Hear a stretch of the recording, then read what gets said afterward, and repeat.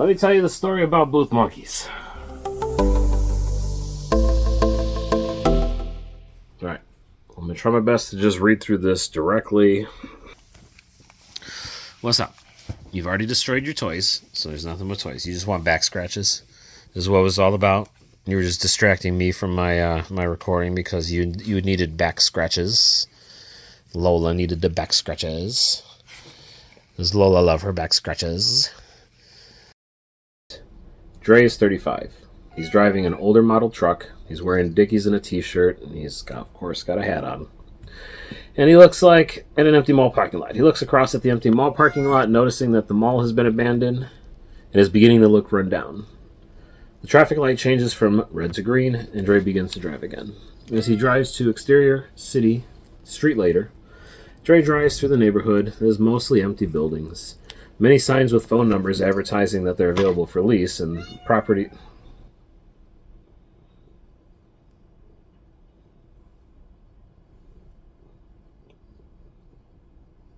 Do something. Do something. You wanted the attention. I'm in the middle of the script here.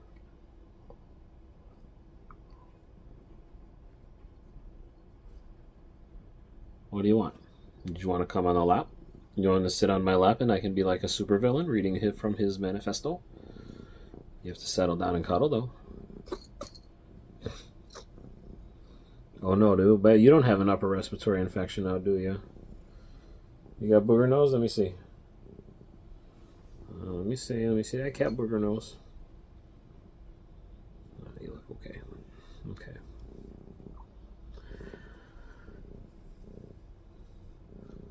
Exterior apartments later. Dre parks his truck in a parking lot of his home.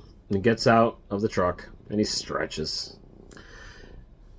This is important here because after a long day at 40, it is really important to just let out a good stretch every time you have a nice long sit because it's exhausting. Directly, so he gets out of the truck, stretches. Visibly, he's exhausted as he grabs his cooler. He slowly drags his feet as he walks to the entrance of his home. His home is an apartment complex, like the rest of us, living in condos, living in small spaces. As he enters his apartment, Dre looks to his left and sees a kitchen with a babysitter sitting at a table. He walks over to the table, sets down his lunchbox. Sitter to Andre. Hello, Mr. Andre. I don't know why I did the Family Guy voice. Well, how was she? Dre introducing. Well, she's quiet as a mouse. And she waited up for you after dinner. I set her up with a movie for you. And there we have the first introduction of the you character, the child that the sitter is watching. No mom is at home. And the movie is their bond. Thank you. Same time tomorrow, says Andre. I'll be here, said the sitter. Sitter grabs a backpack and then leaves. Dre takes off his shoes and leaves his kitchen. Across from the entryway is the living room. Dre moves to his couch to sit with his daughter. Mary, who's now 5, is watching a movie on a big screen TV in their living room. The movie they're watching will be the end of some Disney-style movie, something Pixar. I do like the one at the end of Toy Story 3, where they all hold hands and embrace their impending doom, only be saved by the Deus Ex Machina of the toys that they saved so long ago in the first movie.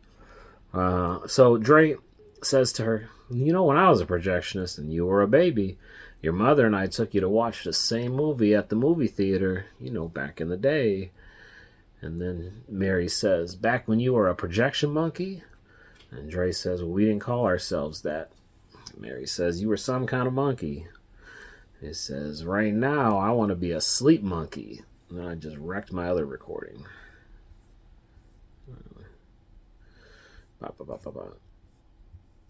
He said, right now, I'll be a sleep monkey. All right. That's because it's getting late, said Mary. Let's go do the bedtime stuff, she says. I thought that was a cute way of a kid saying, let's go do that bedtime stuff. So he hops off the couch, runs out the room, and then she rushes back because Dre doesn't move fast enough. He basically just sits on the couch and waits to be dragged up. She grabs him by the hand and pulls him up as he slowly rises. Interior bathroom night. Dre and Mary brush their teeth together while looking in a mirror. They both move at the same pace, lean over and spit toothpaste at the same time. They have their routine to go to bed and get their stuff ready. So Dre waits outside the bedroom door. She pops out with her pajamas on.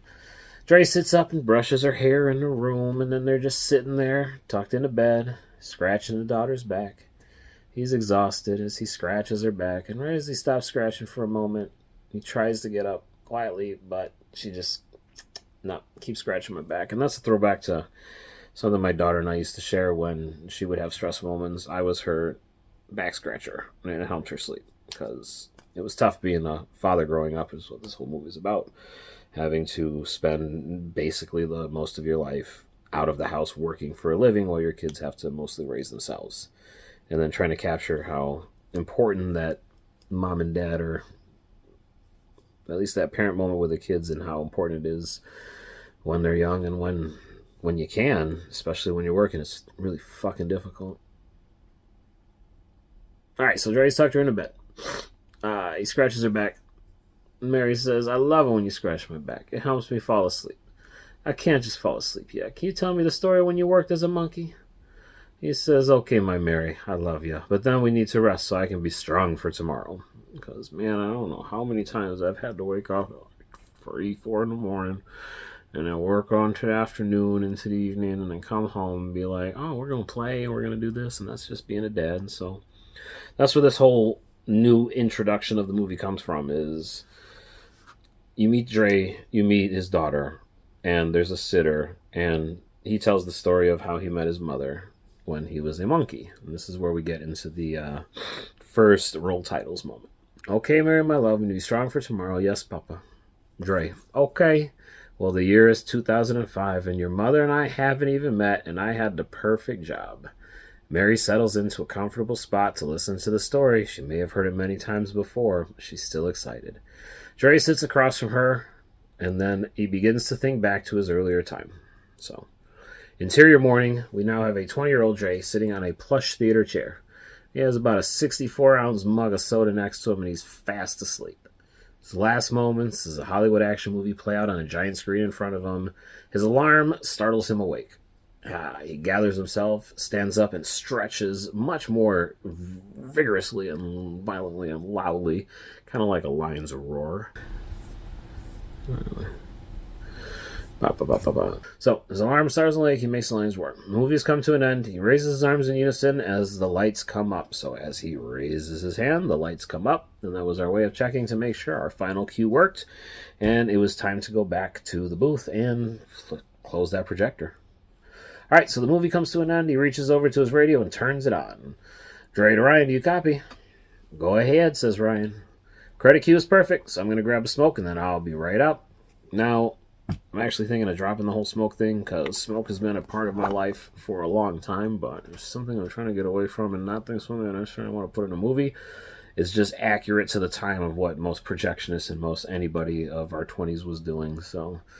Back, we're going to cut to the interior, the booth, tables, where we are going to intercut Ed, who is the 50-year-old veteran of the team. He is shown entirely in extreme close-ups. Eyes, face twitches, mostly in focus, some out of focus, basically close-ups of him and his hands as he works with the film. It's important while we go from the films to the splicer, to the tape, to his hands, to his face, because the payoff is at the end of the joke. Ed responds to his radio as I fuck up the recording a second time on the other screen. God damn. Interior booth. Oh yeah, we forgot to say Ryan. So interior booth, Ryan, who's a 19-year-old projectionist and Dre's best friend, is at a circuit breaker powering up a theater.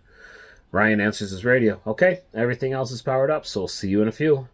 Yep, says Dre off screen. Dre to Ed, did you finish your film? Now we go back to Ed. Just do some fucking movie magic or just fucking movie magic or just fucking movie magic. Fucking movie magic. Interior theater, Dre grabs his things and he walks out the back door.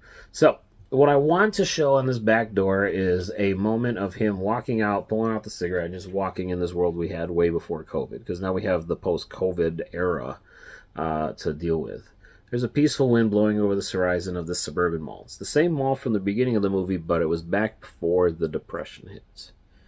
And it's a wonderful feeling, having been indoors all night, to then end your shift as the sun is rising with calm, peaceful air. You're just sort of walking around the back door all the way back around to the front of the theater. So as we walk around with Dre, we introduce the theater.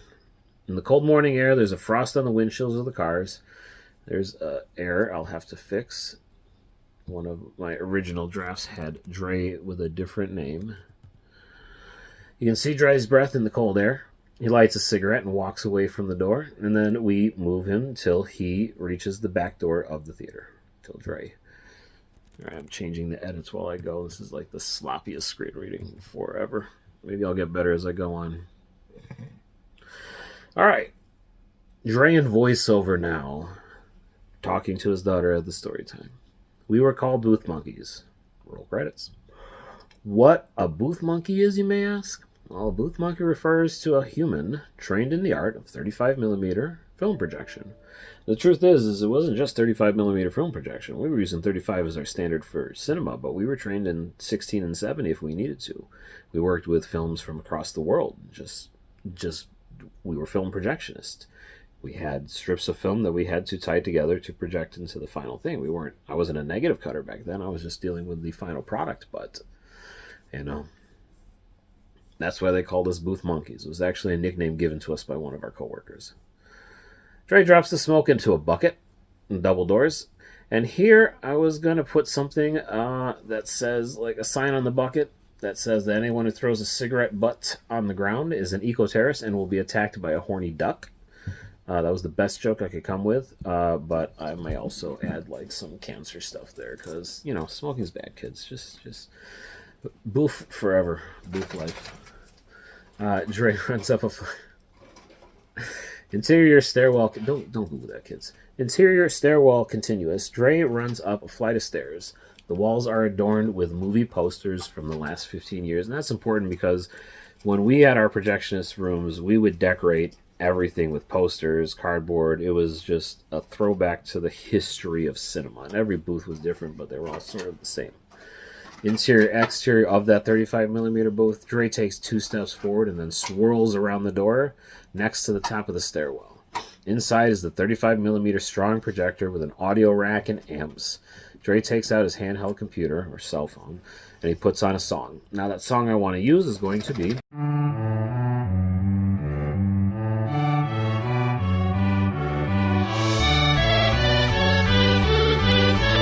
Once upon a time, people traveled to a building to see the greatest golden age in Hollywood. Every week, there were new blockbusters. Sometimes 3 or 4 or more copies were sent out to theaters. Movies were put onto the screen. Thousands of professional workers had to collaborate with amazing technology to create these amazing works of art in the entertainment industry at the same time. The production line was, we were at the final end. What did I write? Thousands of professional workers collaborated with each other and technology to create these amazing works of art and entertainment, and at the end of the production line was the projectionist. Their job was to load the final copy of the print film into the movie projector. The final film copy of the movie was a collection of 35mm reels that, without boring you with the technical details, let's just say they had to be taped together, and the movie is long enough to be laid out in a strip a couple miles long. It was, to make transportation easier, they broke them down into smaller parts, and the projectionist had to reassemble them at the theater level. Back in the day, they used to have the reel-to-reel change-out. Once we developed the platter system, we could just put one big movie on a table and just transfer from table to table. It's brilliant stuff. But to make the transportation easier, we wrote down projectionists. The job assembled the theaters. The film had audio tracks built into the film. They were scanned with little lasers and amplified millions of times, and they were split into 7.1 high-quality speakers. I mean, it was magical. It was the booth monkey's job to maintain the machines, the monitors, the lenses, and all the other high-tech equipment, as well as being able to change out that film every single week a new movie came out. And while on top of all that, we had to make sure to push that button on time. Dre walks over to the projector. He runs his hand across the back as he passes over the film and lays on his hands flat on the metal circle. It's a 35mm film sitting out in front of him. The movie is split on a flat round table. There are 3 flat tables, all evenly spaced above each other. The film is coiled into the center from the inside to the out, so that the inside of the movie's here, the outside's there, and the film just works its way through. He pulls the film out of the center of the movie and then feeds it through a motor tray that causes everything to spin around and bring the entire projector to life. What's really happening is we're loading the film into the brain arm, which allowed the platter to turn. And then every time the arm connected, it would spin the platter, and then the film would start to feed its way through. And by say the projector's coming to life is actually showing those wheels start to spin. This is where we're going to go back to those extreme close-ups, showing the pulleys, showing the reels, showing the way the film draped over the rollers. Now we're back at the interior booth table. There are film build-up equipment and employee luxury spread across the room. I want there to be movie posters on the walls of the booth, a dry erase board with a pair of cartoon figures hanging on the wall, a table with 5 chairs set up against one wall for the booth, and then there's a radio at one end of there where you can listen to music, a table and a game of solitaire that is already set up. Next to that table, there's 5 lockers with names on them. All right, first he pulls out his tape and rolling. I mean, basically, I'm just, instead of having Ed pull out, we're just going to list through all of these that he's working with in close-ups. Finally, he grabs the beat-up film splicer. It reeks of history, which we have over here. Puts all these items on his work belt, and he works his way across from the lockers. Interior 35mm booth continuous. Dre is sitting at his projector. All the clamps are open and the film is sitting loosely in front of it. He grabs the film and begins loading it through the projector, starting at the top, working his way down. What? Come up, dog. Hi, Lola. Come here. Come here. You interrupted the show. You give kisses? Thank you. Thank you for interrupting the show. All right. Alright, so he stops at the top of the projector, works his way to the bottom of the projector, closing all the clamps along the way. Dre walks over to the tree, looks over the film in the loops, verifies everything is loaded properly, and then he uses his hand to spin the platter into place, causing the tension to grow up and causing the film to be locked in place and ready to be started. Alright. Interior booth tables moments later are continuous. The build-up table is a normal-looking workstation, save for the 2 arms sticking out of each sides. In the center of the table, there is a control arm for the motor. On the table is a small light, so you can put the film down on the table and then make your cuts. Ed reaches across the table and takes a pair of small film reels. The reels are made of little metal spokes, and they look like hubcaps, kind of. Ed takes 5 small rolls of film out of the drawer and begins to put it on the table. What he's basically doing is taking these commercial rolls, and back in the day when we had commercials, they were also little rolls of film, and we had to make our own little reel of commercials. That's what he's doing up there right now. And then we're going to kind of take you through what he's doing and then show all of his work up in extreme close-ups, like zooming in on the machines, on his things, but again, only focusing on eyes, hands, and things for the payoff for the joke at the end. He brings his splicer up, cuts a few feet of film, then he tapes the film onto the reel and hits a button, and the motor starts spinning and the film starts rolling through his hand, wearing a soft white glove the whole time, because he had to handle the film gently. When the roll on his hand is completely unrolled, he lets it fall, and then he hits the stop button. He uses his splicer to cut off the end of the first film, and then he opens up his next roll and repeats. Ed takes the splicer from the first few feet of film into the second roll. He takes the 2 pieces of film and places them in the middle of the splicer, places a strip of clear tape over it, and boom, closes the splicer, causing the film to be taped together.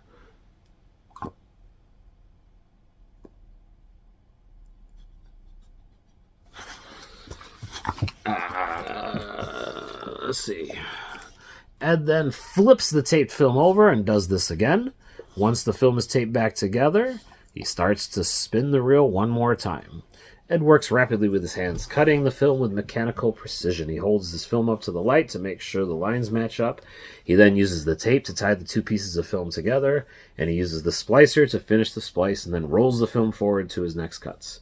Ed wipes the sweat off his brow. He's working at a fevered pace. His eyes are focused. His lips curl. His body becomes a piece of the machinery, and we are working in one. And my God, it was such a beautiful job with this beautiful music racking up, because right about here in the song where we're doing the canon is where it switches to the rock and roll canon, because as we dolly back from Ed, we reveal that Ed is completely naked while he's working. Superimpose Booth Monkeys on screen, and that's the beginning of the movie.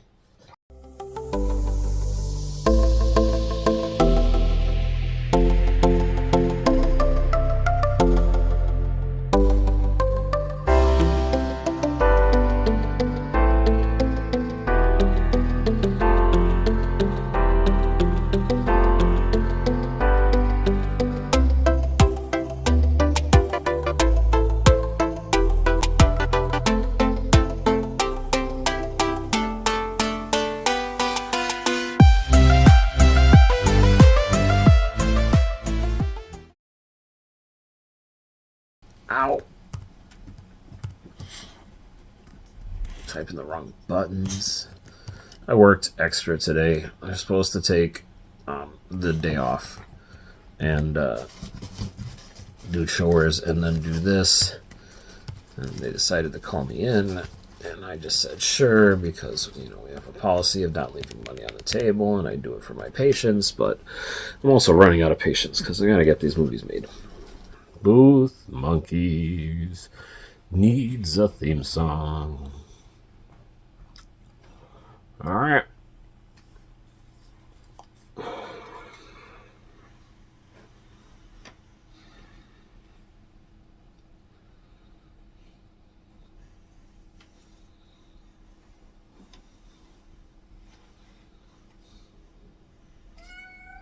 What's up next?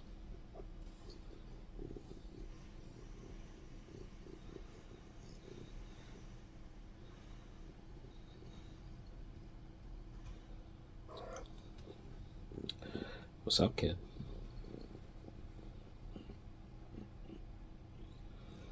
I guess I could talk about the recap. I'm talking about the recap. It goes like this. The basic setting of the movie is a story time with a father and their child. But during that story time, we flash back to the story being told. And that's the story of how the father's child's mother came into the world. No, how they come together. Basically, it's the father telling the daughter the story of how he met her mother. But he's also telling it under the story of the time he had the greatest job ever, which was one of the greatest jobs I ever had as a film projectionist. And so what I'm trying to do, at least especially here in the beginning, is to capture that feeling of what it was like to be a projectionist, both the amount of work we had to do, but also the boredom that went along with hanging out there some nights waiting for movies to play, having to be skilled enough to fix things when they were breaking, how to recognize things when they were breaking. I just wanted to establish for the audience immediately, one, this is a story about a father and his daughter, father telling his daughter a story time of, well, we'll get to it at the end, but then also establishing setting, which is the flashback to this place, this booth, this perfect job, where we were the presenters of the final medium of the movies, and it was just great to be a part of the entertainment industry in that way. And then as I wanted to grow and continue to build and make more and more and more, the older I got, well, the older it gets, but the whole beginning here is just trying to, show the idea of the neighborhoods that are run down, the places that don't have the money and investment that they should, and sort of establish this character as sort of like being at that middle ground in his life, that kind of place I was a few years ago where, while I love my effort in the entertainment industry, while I love the amount of people I've been able to meet and the lives I've changed, the people I've taught, the people who've taught me, the money we've made and the money we've lost, I came to a point where it was more about helping people than making money anymore. So that's what it really came down to. Once it became more about helping people than making money, I was trying to figure out a way to do both, and then Booth Monkeys, the script, came to be. So